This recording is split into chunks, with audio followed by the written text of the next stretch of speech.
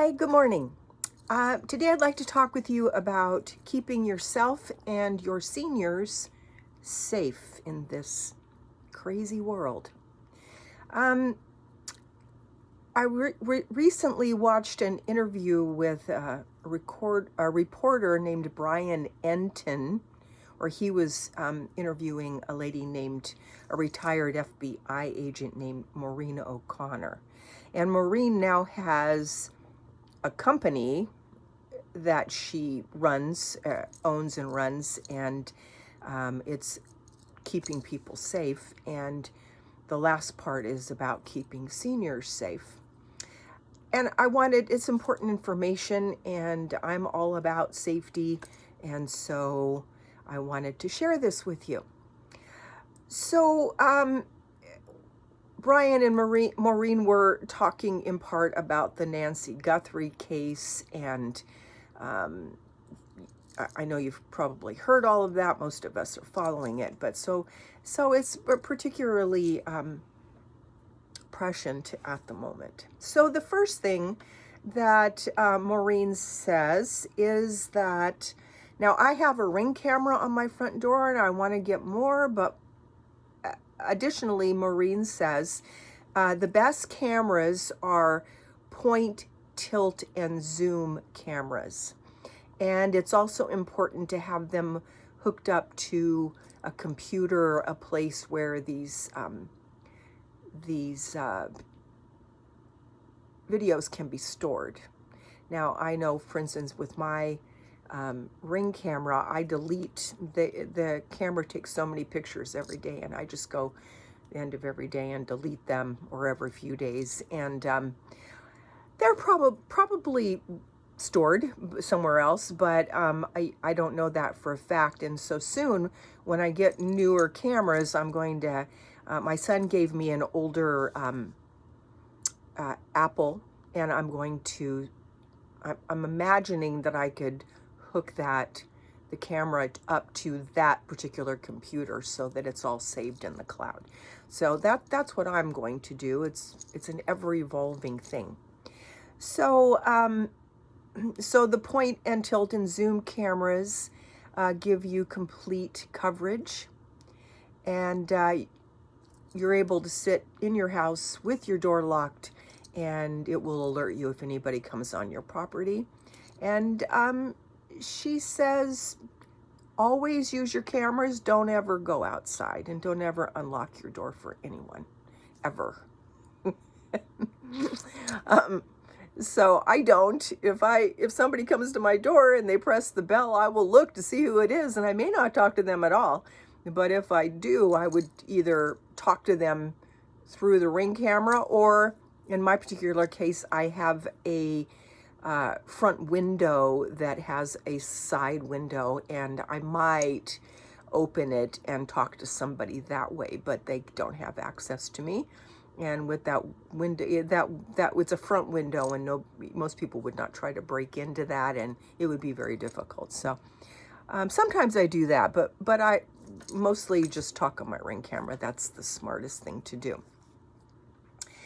Keep all your doors and windows locked during the day. I do that if I go outside. I'll leave the door open for a moment. Say I go out to feed the squirrels in the backyard. I do have keys hidden outside, so that if I ever lock myself out, which I've done, I now have a way that I can get back in. And back then I'd lock myself out, and I'd have to climb up the second story on a ladder and climb in a window. And I was like, this is not a good idea. So I just finally went and got keys and hid them in a good place outside that probably no one would ever look. So that's what I do. She said that most offenders, people that are trying to break into your house to steal things, they actually, and I did not know this, but they actually come in through the bathroom window.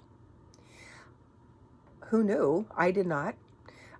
So particularly because people leave their bathroom window open so that they can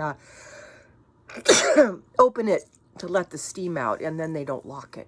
So open it for a few minutes, let the steam out, but then immediately lock it so that nobody can get in. And that for me is the most vulnerable window in, excuse me, in my house. So I've known that, but I didn't know that was, but it makes sense. So that's super important.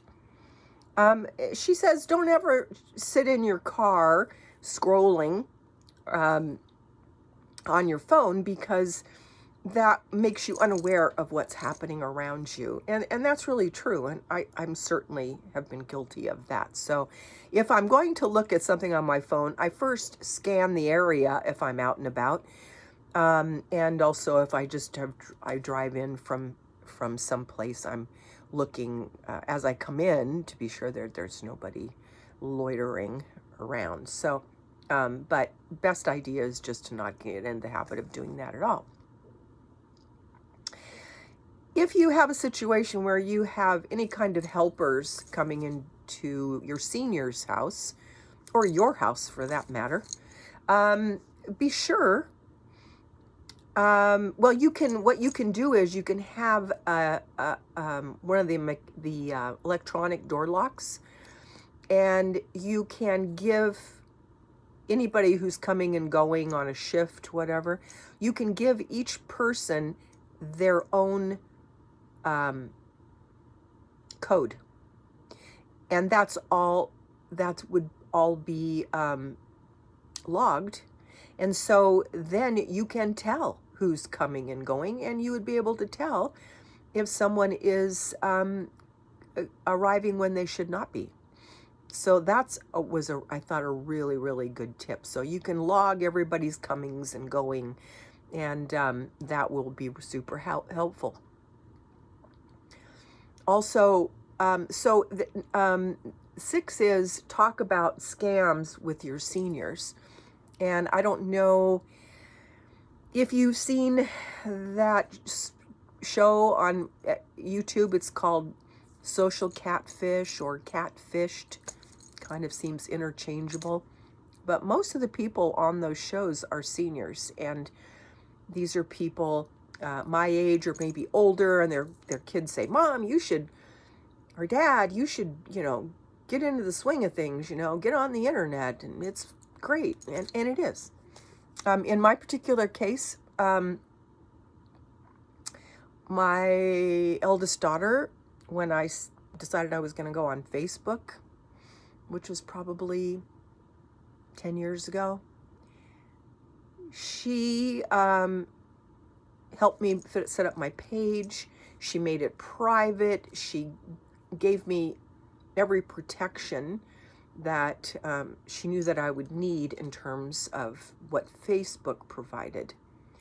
And even with all that, even though my Facebook profile is private, in the last few years, at least the last few years, I started getting friends requests. And she taught me how to go on the page of whoever this was before you say who they are. First of all, I don't accept friends requests from anybody that I don't know is a real person, and that means either someone that I know personally, and in some cases, someone that I know personally who says, you need to connect with this person, you would like them. I very rarely would accept anything else. And I don't have tons of friends on Facebook, and that's why. But one of the things that I noticed was happening, and my daughter explained this to me in advance, that's very important, to explain scams to your seniors in advance so that they know what to look for. And they keep up on whatever the scams are right now. But what was happening on my page, even though it was private, was that I was getting these friends requests from attractive older men, attractive younger men, in some cases, women, younger women, older women. And they often have really odd names, like last names that usually wouldn't be a name. A lot of times they're like Robert Allen, things like that. It's like those are first names. And some people have first names for last names. But anyway, so you go on the page and you can pretty quickly tell that it's a scam because they don't have a lot of friends or very few, and they have up the quintessential pictures. Look, here's me with my dog. Here's me with my 2 perfect children. And there's like 4 photos and there's nothing. There's no interaction. There's not a lot of posting. And you go, okay. So I just got to the point where I would delete them. I stopped even looking because I was like, oh, that's a scam. And then at one point I was getting strangely sexual pictures popping up, and not exactly pornographic, but just these really weird pictures. And at first I was just like, oh, I have to ignore those. They'll go away. Well, they kept coming. They kept switching. And finally I went, okay.